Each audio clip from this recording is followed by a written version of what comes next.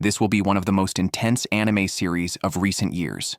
A boy who has never seen his father since birth made a vow in his childhood. He is determined to defeat his father, who failed to take responsibility for his family. Back in the last century, his father, Asura, signed a contract with the guardian ghost, Amidamaru, and became a true shaman. To decide the god of the world, he engaged in the most brutal shaman-king battle in history. During this, Yo met a group of teammates and launched the final battle against his brother, Asakura Doji. However, Yo was defeated by Doji. In the end, the father passed his guardian ghost to his son, who now battles on behalf of his father. Today, Asakura Hana was called to a designated place. As he looked down, he unexpectedly saw a group of thugs with weapons, led by a man who needed to defeat Hana to claim the title of the strongest in the region. Although Hana didn't understand their reason for fighting, he accepted the challenge and summoned Amidamaru. The scene shifts. Back at home, Hana is scolded by Tamao for using the guardian ghost as a tool in fights. Tamao then forbids Hana from using the guardian ghost. She threatens him with a severe beating if he disobeys again, which frightens Hana into agreeing. Tamao is not just Hana's guardian. She is also known as the formidable demon Miko for her powerful abilities. Elsewhere, a brother and sister arrived at the cemetery and saw the thugs defeated by Hana.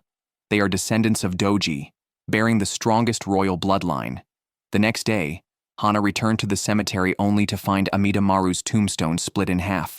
Furious, he vowed to find the perpetrator. Just then, a stranger appeared and asked what Hana was doing. Since Tamao had instructed Hana not to reveal the existence of ghosts to ordinary people, he pretended to be talking to himself. However, the stranger had already seen through Hana's identity. It turned out he was also a shaman, with a guardian ghost named Deity.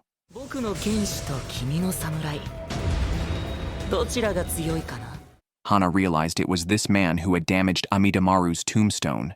The man introduced himself as Asakura Yohane, claiming he could only become the true Asakura by killing Hana. Hana didn't care where this man came from, or that he shared his surname, showing no mercy. Hana merged with Amidamaru immediately, a technique Johan was also familiar with, where one infuses their body with their guardian ghost to gain strength. Yet Johan easily blocked Hana's attack, and Daikyo even criticized Hana's swordsmanship as outdated. In the next moment, before Hana could react, Johanna had closed in on him. Hana was thrown several meters away with just one strike. Amidamaru never expected his sword skills to be defeated by an unknown Ronin. Recalling the opponent's claim to the Asakura name, his black hair, cold gaze, and silver eye patch, Amidamaru recognized him as a descendant of Doji. Before he could think further, the opponent prepared to use Oversoul, a power only the strong can wield.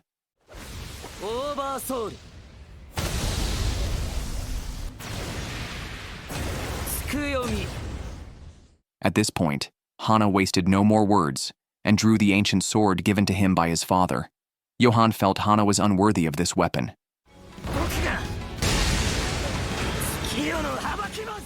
However, Johan could not have anticipated that Hana too could use Oversoul. It turned out Hana had practiced this technique countless times in preparation for battle.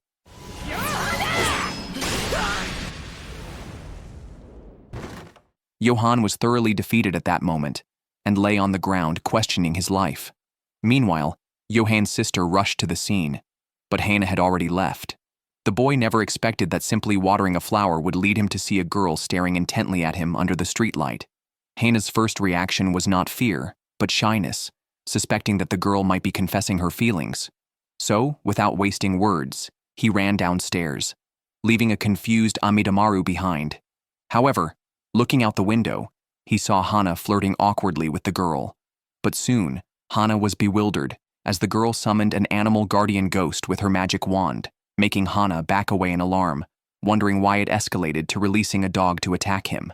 The girl was named Asakura Luca, Johan's sister, and the one intent on taking Hana's life. She wasted no time and activated her Oversoul. Only then did Hana realize she was there for revenge. He also activated his Oversoul using the ancient sword. Luca then charged at him with her war chariot. Thinking he could not withstand it, she underestimated Hana's Oversoul, which could not only transform into a shield to block substantial damage, but also switched to an attack mode. At this point, Hana asked Luca why she wanted to kill him, just as Yohane had not explained his reasons. This deep, soul-searching question confused Luca, as she had lived in the mountains all her life, interacting only with Yohane and following their father's teachings. Even Luca herself was unclear why she was supposed to kill Hana. Regardless, she was focused on achieving her goal. She then evolved her oversoul into a mecha form and stomped towards Hana. Just as Hana was about to strike at the mecha's foot, his back was completely exposed to Yohane, who seized the opportunity to launch a successful sneak attack on Hana. It turned out that the siblings, Luca and Yohane, were targeting Hana for the sake of Assura. However, Hana declared that only he could defeat his father. Seeing Yohane in danger, Luca attempted to launch an attack, but unexpectedly, Hana's ancient sword blocked it. Realizing Hana was not easy to kill, Luca and Yohane merged into a combined oversoul and prepared to unleash their strongest move. As Hana was figuring out how to respond, a girl suddenly appeared and blocked all attacks for him. The siblings were baffled by this unexpected obstacle, but resolved that anyone who hindered them must be eliminated. After the smoke cleared, the girl maneuvered behind the mecha, used her silver rod to bind it, blocked attacks with her silver shell, and shattered the opponent's oversoul with her silver horn. She also declared herself to be Hana's fiancée, stating that if Hana did not marry her, she would kill him. This girl was Alumi, the daughter of Silva. Hana never expected that merely commenting his fiancée was flat-chested and not his type would result in a severe beating from Alumi. Even Ryunosuke and Amidamaru were helpless to intervene. Alumi was amazed that Hana, despite being stabbed in the stomach, was still unharmed. Ryunosuke quickly intervened, warning that a few more hits could kill Hana. However, had Alumi not appeared in time, Hana would have already been dead. Thus, the three of them had no say in the matter, though they couldn't deny they agreed with her reasoning. Their fear of Alumi stemmed from her imposing presence and the fact that she was approved as a daughter-in-law by Hana's parents. Meanwhile, Tamao headed directly to the main base of the Assura branch family, who are direct descendants of Doji exiled a millennium ago. Despite their current destitution, they dream of rising again. However, since they were plotting to kill Hana, Tamao, as Hana's guardian, could not ignore this threat. Upon arriving at school, Hana had planned to simply attend his classes. However, the teacher announced that a new transfer student had joined the class. It was Hana's enemy, Yohane. Watching Yohane walk straight towards him to sit next to him left Hana bewildered. The two quickly headed to the rooftop. Hana summoned his guardian ghost, but Yohane wasn't looking to fight, especially since his arm was currently immobile. Yohane admitted he was no match for Hana at the moment. Just then, Yohane's Daikyo appeared, suggesting a temporary cessation of hostilities. The reason was straightforward. Tamao had demolished the main base of the Assura branch family with a single strike, and the mastermind behind it all emerged. It was the branch family head, Assura Yokio. Unable to bear the disgrace, Yokio activated his oversoul.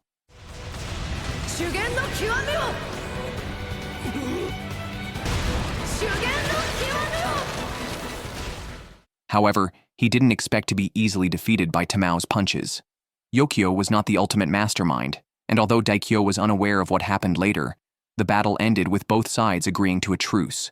Therefore, it was not the time for them to fight. However, Daikyo had no interest in the truce agreement. His only desire was to defeat Amidamaru. Hana never imagined that his future would be so tightly controlled by his fiancée, Alumi. She would often resort to physical aggression at the slightest disagreement, and Hana found himself powerless against her because Alumi was too strong and unbeatable. Moreover, Alumi's connections included being a student of Hana's mother and Tamao. Thinking about his difficult future life, Hana felt utterly disheartened. Previously, Tamao had stormed into the Assura branch family's main base and demolished their house. However, considering they were part of the Assura branch, both sides reached a ceasefire agreement. Despite this agreement, Daikyo was not bound by it. He had long wanted to challenge Amidamaru to see who was stronger. However, Amidamaru, being a samurai, showed little interest in such contests, believing that drawing his sword was an act of justice rather than a game. As Daikyo drew his large sword, the outcome was unexpected. Amidamaru defeated him with a single strike. It turned out that Amidamaru had not used his full strength in earlier battles. Hearing this, Daikyo laughed and prepared to strike again, but still to no effect.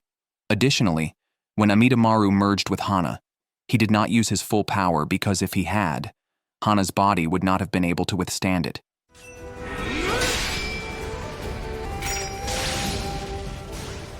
For Amidamaru, his sword is meant to protect those he cares about, and this is his noble purpose. After his defeat, Daikyo underwent a significant change in character and, surprisingly, decided to ask Amidamaru to be his master.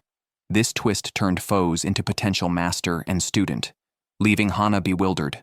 Seeing the matter resolved, they prepared to return to the classroom. However, someone in the building behind was watching the movement here.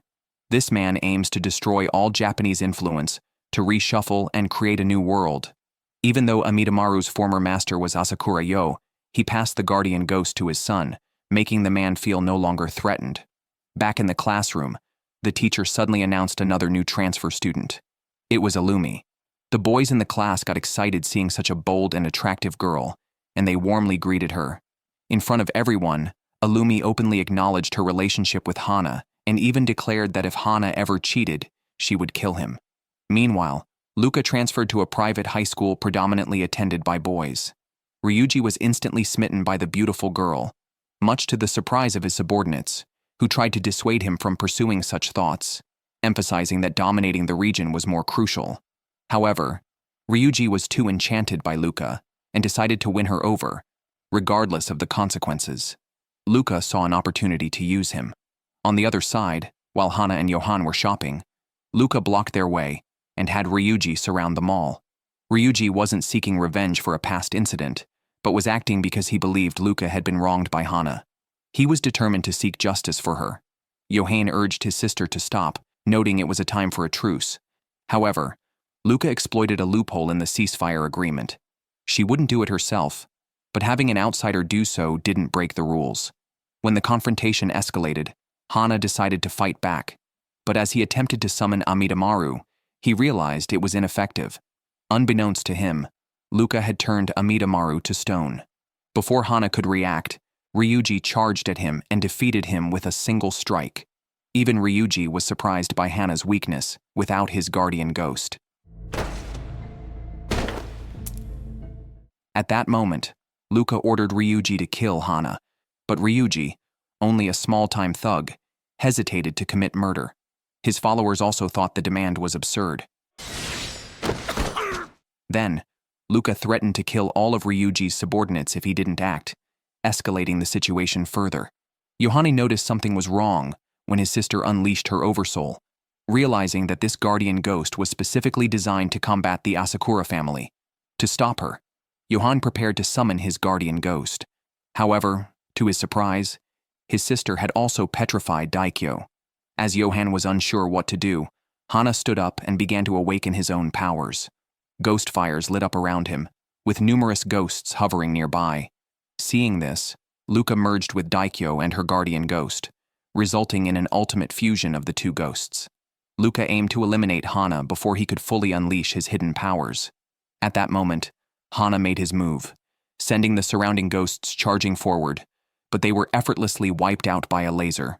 Yet, seconds later, Hana summoned an even larger ghost. Although the siblings were bewildered, Luca remained unimpressed.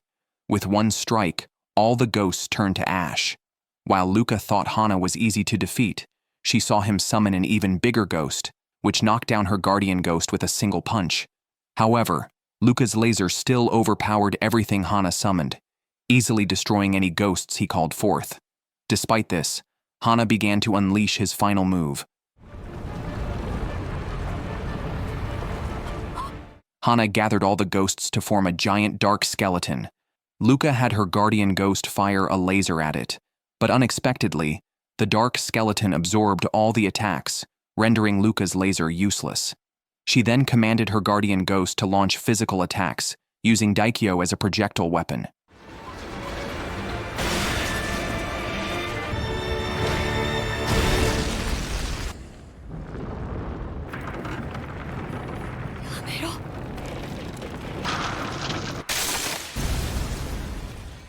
Although Luca was thoroughly defeated, the dark skeleton did not dissipate. At this point, Hana was no longer himself. His eyes only showed a desire for endless slaughter. As Yohane braced for death, Alumi arrived and used a specially made shotgun. With just one shot, the indestructible dark skeleton completely vanished. It turned out that when Hana was on the brink of death, his body would generate a ghost. Years ago, as a newborn, Hana was killed during a machine gun attack by enemies targeting his family on a trip. However, his soul met this man, granting Hana the ability to regenerate. No one would have guessed that MC had died shortly after birth, but his soul entered the realm of the gods.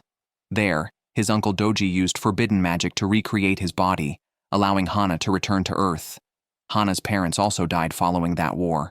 Hana's father passed on his guardian ghost to his son, meaning that from the day he returned to Earth, Hana was blessed by both his father and his uncle. His father's ghost was Amidamaru, and his uncle's was Daidarabochi. This ghost would appear whenever Hana was in mortal danger, but it had a fatal flaw. It could make Hana lose his sanity. Fortunately, Hana's mother had taught Alumi how to suppress the ghost's power. At that time, Luca's guardian ghost completely disappeared, but Amidamaru was also gone. It turned out that a mysterious man had used a time-stopping spell to secretly steal Amidamaru, paying a heavy price of 3 of his own cards to do so. After all, Hana's Daidarabochi was not a simple entity. As night fell, Doji's direct descendants, Yohane and Luca, reconciled with Hana. Yohane's daikyo was not coveted and thus remained intact. Luca had been manipulated due to her inner vulnerability, as she had wanted to seize the honor of the Assura family alone, without involving Yohana. At this moment, Hana walked towards the river, realizing that he was immortal. He thought about continuing to seek death, but Alumi stopped him. After all, if Hana were close to death, Daidarabochi would appear, and suppressing it would be troublesome. However, Hana thought Alumi was being too meddlesome, which infuriated her and led her to kick him. Just then, Tamao arrived. Luca recognized her as the one who had signed the ceasefire agreement with their father. Tamao then invited everyone to her house for dinner, but Alumi declined because someone was waiting for her at home. On her way home, her 5 guardian ghosts also became anxious because the ghost inside Hana was still incomplete. If it appeared multiple times, Daidarabochi would continue to grow towards its full form, and by then, not even a god could help. However, Alumi affirmed that she would definitely protect Hana. Meanwhile, Hana and the others returned home for dinner, with Yohane and Luca among them. At that time, the flower team, followers of Doji, came over. Seeing Yohan for the first time reminded them of Doji. To confirm Yohane's lineage, they started a full-body check on him. Luca felt guilty for her greed that led to Amidamaru being taken. However, members of the flower team comforted her, assuring that they would all work together to retrieve Amidamaru. Meanwhile, Hana was still feeling down about his misfortune, especially since his parents were no longer with him. He had once died, and now even Amidamaru was gone. This led to his deep despondency. Unexpectedly, his sorrowful mood was disrupted by a stranger, which angered Hana. Already frustrated, he found an outlet for his anger in confronting this person. Hana expected a typical fight, but the stranger summoned a guardian ghost and used an oversoul. After Amidamaru was taken, Hana completely let go of his restraint, unleashing his ghost powers. Despite the risk of losing his sanity, or the ghost completely consuming his body, Hana didn't care anymore. If he didn't act, he would be killed by the stranger. Gako, confident in his oversoul, was shocked when Hana defeated him with a single strike, even melting the area where he was hit.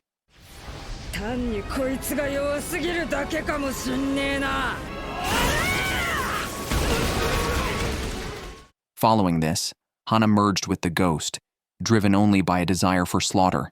Gako was terrified and kept dodging, having never seen such formidable power. At that moment, Gako's guardian ghost realized the problem. Hana was likely possessed by the ghost. They knew that ghosts are special entities that humans cannot control. If Hana won, their souls would be dragged into darkness by his ghost. They needed to separate the ghost from his body.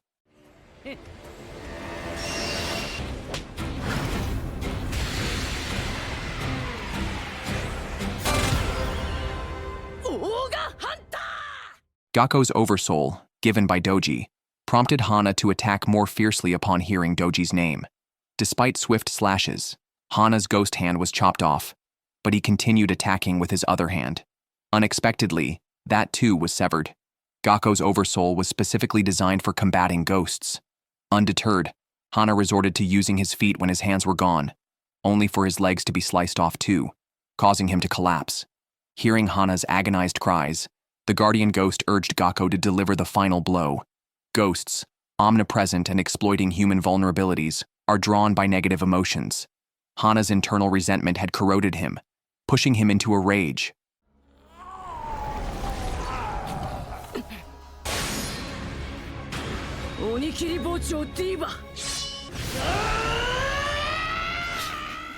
Seeing this, Gako hesitated no longer and charged with his weapon, only for it to be crushed by the ghost's hand.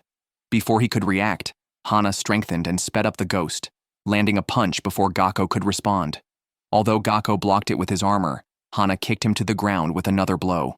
At that moment, Gako's guardian ghost realized that Hana's ghost powers were bestowed by Doji.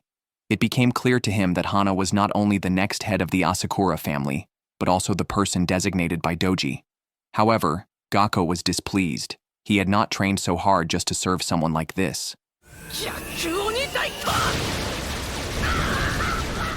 Although Hana's body was severely damaged, he soon reassembled it, and his ghost evolved further. Now Hana was no longer in control of his own mind, his thoughts consumed by visions of death. Seeing this, Gako hesitated no longer. He was determined to separate Hana from the ghost.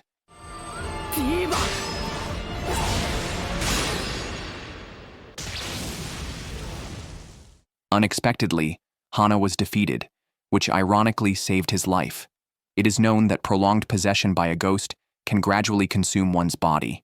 Meanwhile, Hana's mother had instructed the Munzer siblings to look after Alumi's daily needs, but they betrayed her. Alumi had sensed something was amiss and decided to leave the place with her 5 guardian ghosts. After Alumi left, a mysterious woman approached the Munzer siblings. Hana never expected to be defeated so thoroughly, and Gako couldn't understand how such a weak person could be their leader. When Hana awoke and remembered being defeated by Gako, he became infuriated. Before they could react, Hana attacked them. But the next second, Alumi arrived just in time, aiming her shotgun at Hana and firing several shots, dispersing Hana's ghost instantly. Alumi had previously warned him not to use his ghost powers recklessly, but Hana had ignored her advice, angering her. Given his behavior, she decided it was time for Hana to learn a lesson. Gako and his guardian ghost were stunned. They had struggled to fight Hana, yet Alumi easily subdued him. Gako is a follower of Doji and a descendant of Doji's past life. His guardian ghost is named Namaha. They came here specifically to find the successor of the Assura family. At that moment, Yohane walked over.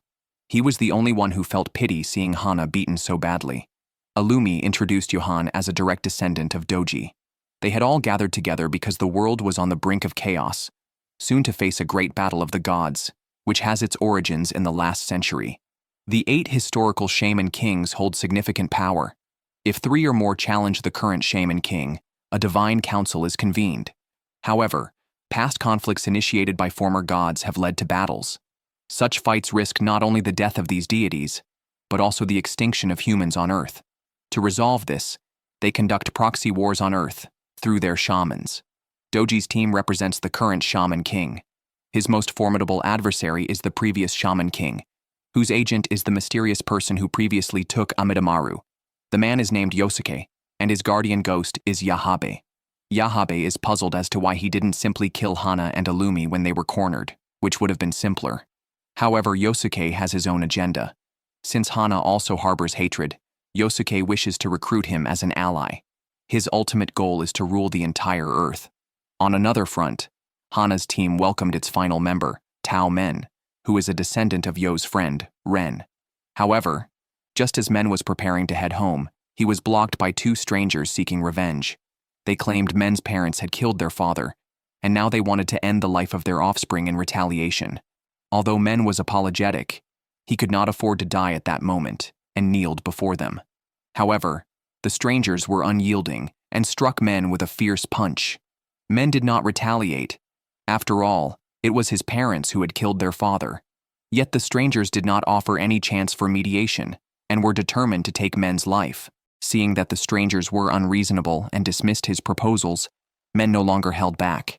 He inherited his parents' guardian ghosts, the ancient warrior Basin and the near-divine Shamash, who had killed their father.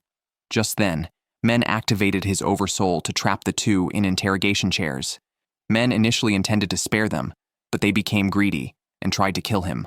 At this moment, Hana shouted, drawing Men's attention. Hana was surprised to see this large figure but soon regretted it as the conflict was unrelated to him. Before Hana could think further, Men recognized his identity. It turned out Hana was the team leader of Doji's group. The next second, Men ordered Shamash to attack Hana. The strike left Hana dazed, but Men didn't allow him time to think, urging Hana to quickly summon Amidamaru. Fortunately, Gako arrived in time to help Hana block the attack, but he couldn't resist for long because Shamash's power was nearly divine. Just then, Men, wielding a weapon, approached from behind them. Gako asked who he was, and Men promptly declared Gako as his subordinate, acknowledging Gako's strength for being able to withstand Shamash's attack. Men then activated his own oversoul, ready to test the limits of Gako's abilities. Under this assault, Gako's oversoul was shattered. Men was about to strike at Hana when suddenly, Johan arrived just in time to rescue him. Although their motives were unclear, Johan sensed Men's murderous intent and did not hesitate to activate his oversoul. However, Johan's attack, despite its force, was insufficient against Shamash. Men then activated interrogation tools, binding Yohani to a torture wheel. Seeing his friends defeated, Hana's anger overwhelmed him. He activated his ghost powers without waiting for their surprise, evolving again and summoning Daidarabachi, shocking Men with the intense murderous intent that filled the screen.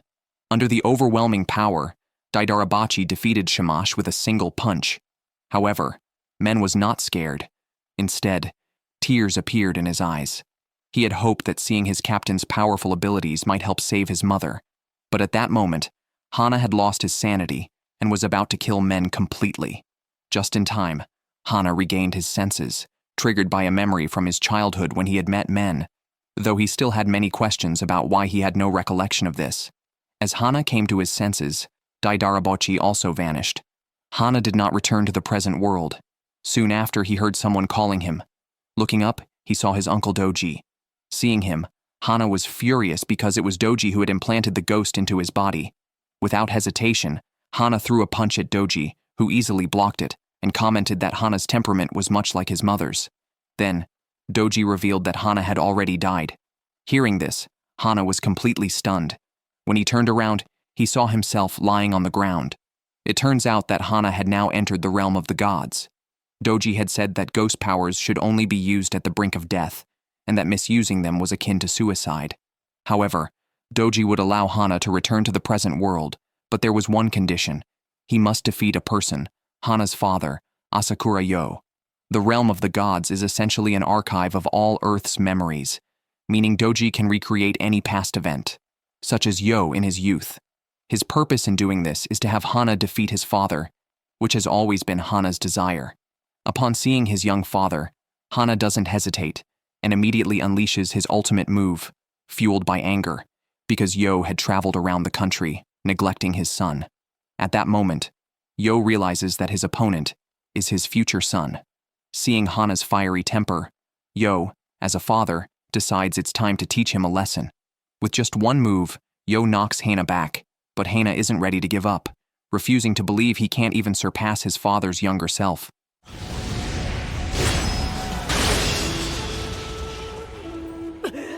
Despite his full effort, Hana still can't defeat his father. Yo teaches him a lesson that blind confidence is not real strength. True power comes from the elevation of the soul, which Hana lacks. After everything, Doji ponders how Yo, in teaching his son, showed no mercy. Following this, the Asakura twins agree to let Hana strengthen his abilities in the realm of the gods, while they witness his growth. Tao Men's background is extraordinary. His father passed on the ancient warrior Basin to him, and his mother, Jin, gave him Shamash. Thus, being favored and gifted, Men developed a tendency to command others and harshly punish those who disobeyed him. However, upon joining Doji's team, he had to keep a low profile. Illumi was someone he couldn't afford to provoke, and Hana was the team captain. Due to forcibly activating his ghost power, Men's soul left the human world and entered the realm of the gods. After discussions between Doji and Yo, it was decided that Hana must grow before returning. Consequently, Hana found himself in the spiritual realm. Angered by thoughts of his father, he prepared to take out his frustrations on a wrecked airplane in front of him. However, a man holding a gun approached him because it was his airplane. It turns out Hana had been transported to a wartime era, meaning the moment Hana saw the airplane, the man had no intention of letting him leave. Unexpectedly, the man actually fired the gun, but he relaxed his guard when he heard Hana speak Japanese. The man then busied himself moving items and explained that the area was chaotic and at the core of the war. He urged Hana to leave quickly and to tell no one about the airplane. Just then, enemy planes flew overhead. The man quickly pulled Hana behind a rock. Fortunately, his plane wasn't bombed again. He then asked Hana to help him hide the plane. Although Hana was confused, he decided to help since he was already there. Time passed quickly, and soon it was night. The man was searching the island for pieces of his airplane to repair it and take off again to continue fighting the enemy. However, Hana truthfully told the man that he was already dead, explaining that this was the spiritual world, which meant he had likely died earlier in the war. The man didn't believe Hana's words, insisting he was still alive.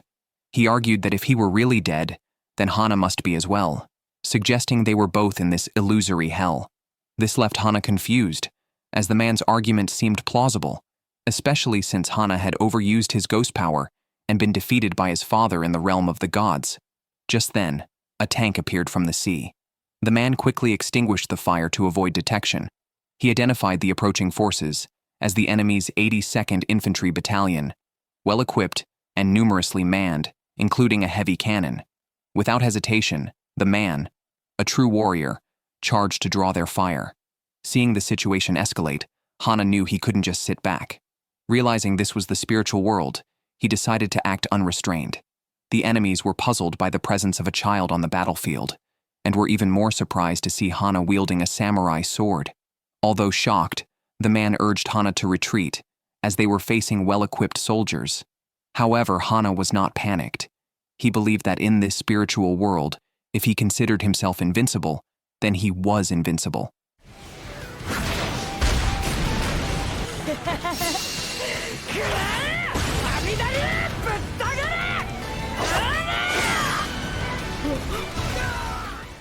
The enemy soldiers were frightened away by the monstrous child, but Hana didn't let them escape, slashing their warship in half with a single stroke. The man was stunned, having never seen such a method of combat. This confirmed what Hana had said was true. He really was dead. The man recalled how he had to leave his country and lover to defend them, promising he would return. Yet, he now accepted the harsh reality that he had been shot down in an aerial battle with the enemy. After Hana finished the fight, the man asked Hana to take his airplane and his body back home. The man never imagined that his mother, Jean, would be turned into a dark guardian ghost. This story begins with the gathering of Doji's team. Men had intended to visit the Assura family to pay respects to his mother's medium, the Iron Maiden, one of the three great forces in the shaman fight. However, men immediately recognized that it was a fake, as he had removed a spike from the real Iron Maiden to use as a medium for Shamash. The Iron Maiden in front of him had no signs of a spike being removed, indicating it had been switched.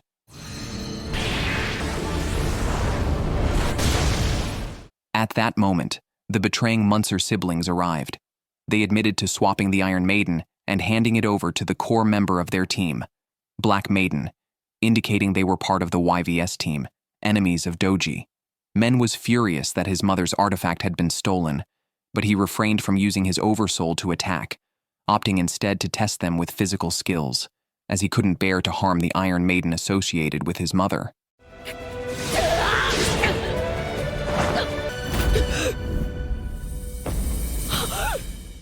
Black Maiden not only took the mask, but even transformed Men's mother into a guardian ghost. When Men saw the complete transformation, he lost any will to resist, as the figure before him was indeed his mother. Seeing that Men could no longer resist, they prepared to seize his Shamash. Just then, the Munzer siblings suggested to Black Maiden that it was time to leave, considering the presence of many formidable enemies. However, Black Maiden showed no fear, even calling the members of the flower team old woman. Just as a conflict was about to erupt, Tamao returned from grocery shopping. Despite her gentle appearance, she was formidable when serious, and no one present could escape her. Seeing the situation, the Munzer siblings quickly tried to defuse it, intending to leave. However, Tamao withdrew her aura and invited them inside to talk. On the other side, after Hana's soul entered the Assura hellworld, Doji intended for him to pass this trial. However, knowing Hana's current difficulty, Doji arranged for a subordinate priest to assist him. This realm consists of numerous close-knit soul areas, inhabited by powerful guardian ghosts of warriors who died in battles through the ages, making it the ideal place for Hana's growth. This meant that if Hana couldn't become stronger, not only would he be unable to leave, his soul would also perish here. Unexpectedly, Yoske, in pursuit of Hana, also entered the Assura hell. With his oversoul, Yahabe, Yoske gained immense confidence. He could become powerful without much effort, as each card in his possession represented formidable power. However, these cards required significant money to be acquired, yet he possessed the ability to increase his wealth, allowing him unlimited use of the cards. The man was a sharpshooter, and killing someone was as easy as flipping his hand. However, he encountered someone who could stop time using the power of a card to pause for 30 seconds. During this pause, he grabbed the bullet and moved directly behind the sharpshooter. He then placed the bullet at the man's neck. As the effect of the time stop ended, the sharpshooter was hit by his own bullet. But then, the plot took another twist. The boy's name is Yosuke, and his mission is to pursue Hana from the Doji team. He is piloting a fighter jet that carries a single-use life, as its pilot had died not long before. Recently, he and his comrades went into battle and encountered Death Zero, a name feared among pilots, signaling inevitable death. It appears like a phantom and vanishes from sight, only to reappear tightly behind them. What puzzled him even more was that he was still alive. Yosuke told him not to panic. Their mission was to find Death Zero, who had supposedly killed him. Yosuke also suspected that Doji intended to make Death Zero Hana's guardian ghost. Soon, Yosuke arrived at his destination and immediately gave Hana a greeting gift without saying a word. Fortunately, Hana activated his oversoul to block it. Hana was unfamiliar with the person before him, but Yosuke claimed they were of the same age, and it wasn't their first meeting. Although Hana didn't understand what he was saying, the fact that Yosuke had tried to crash a plane into him meant Hana was ready to retaliate. However, Yosuke had Yahabe duplicate a card just as Hana attacked. Yosuke then summoned an oversoul just like his own. What surprised Hana even more was that Yosuke could read minds, using his card ability to summon Yo's oversoul, a skill supposedly unique to Amidamaru. Hana couldn't believe Yosuke could use this ability. Seeing Hana's shocked expression, Yosuke prepared to use another card to directly mimic the attack technique.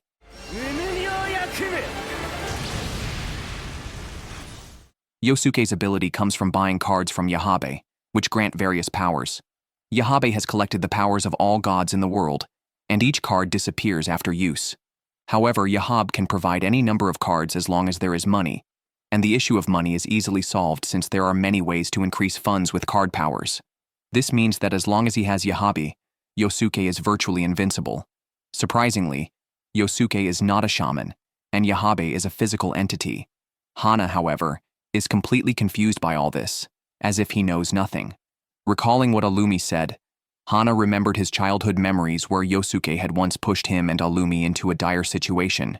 It then dawned on Hana that Yosuke had used cards to erase his memories and even captured Amidamaru.